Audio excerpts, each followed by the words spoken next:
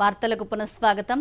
తెలంగాణ ప్రజాపాలనా దినోత్సవాన్ని రాజకీయ కోణంతో చూడవద్దని, ప్రజా సంక్షేమం కోసం తమ ప్రభుత్వం మంచి పరిపాలన చేస్తోందని రాష్ట్ర ఐటీ పరిశ్రమల శాఖ మంత్రి దుద్దిళ్ల శ్రీధర్ బాబు అన్నారు. ఆనాడు జవహర్లాల్ నెహ్రూ ప్రధానిగా ఉన్నప్పుడు సర్దార్ వల్లభాయ్ పటేల్ హైదరాబాద్ను భారతదేశంలో విలీనం చేసేలా కృషి చేశారు. ఇది కాంగ్రెస్ పార్టీ ఆధ్వర్యంలోనే జరిగింది అని తెలిపారు.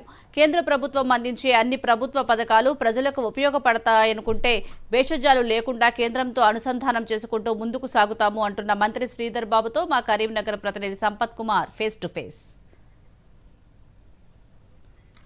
తెలంగాణ ప్రజాపాలన కార్యక్రమం చేస్తుందా? కేంద్ర ప్రభుత్వం వచ్చేసి బీజేపీ ఆధ్వర్యంలో తెలంగాణ విమోచన ఉంటుంది.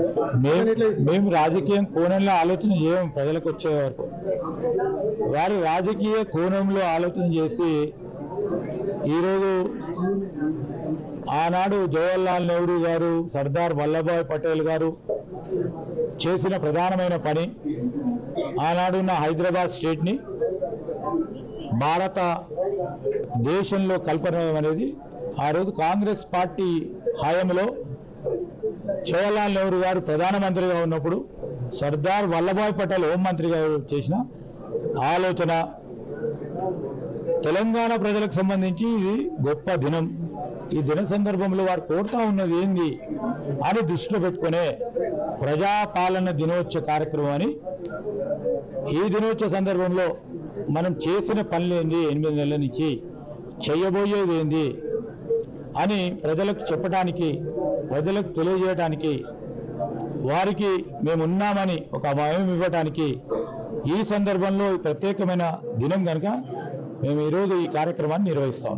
మా పాలసీ విధానాలు కూడా ఈ రాష్ట్ర ప్రజానికానికి ఉపయోగపడే విధంగా కేంద్ర ప్రభుత్వ పథకాలకు సంబంధించి అనుసంధానం చేసి పెద్ద ఎత్తున దాన్ని ముందుకు తీసుకెళ్లే ప్రయత్నం చేస్తాం. ఈరోజు సోలార్ పవర్కు సంబంధించి మొన్న కేంద్ర ప్రభుత్వం ప్రవేశపెట్టిన తరుణంలో ఈరోజు గ్రీన్ ఎనర్జీ, సోలార్ ఎనర్జీకి సంబంధించి వారు ప్రవేశపెట్టిన ఈ పథకాలను ఏ విధంగా రాష్ట్ర ప్రజలకు ఉపయోగపడే విధంగా మేము పాలసీ విధానాలను తయారు చేసుకొని ముందుకెళ్ళటం జరుగుతుంది. తప్పకుండా కేంద్ర ప్రభుత్వాన్ని కోరుతాం, కేంద్ర మంత్రులను కోరుతాం. వారు కూడా భారతదేశంలో, ఈ తెలంగాణ రాష్ట్ర ప్రజలు కూడా భారతదేశంలో భాగస్వాములే. మరి వీరందరికీ కూడా వారు అందించాల్సిన పథకాలు ఉంటాయి.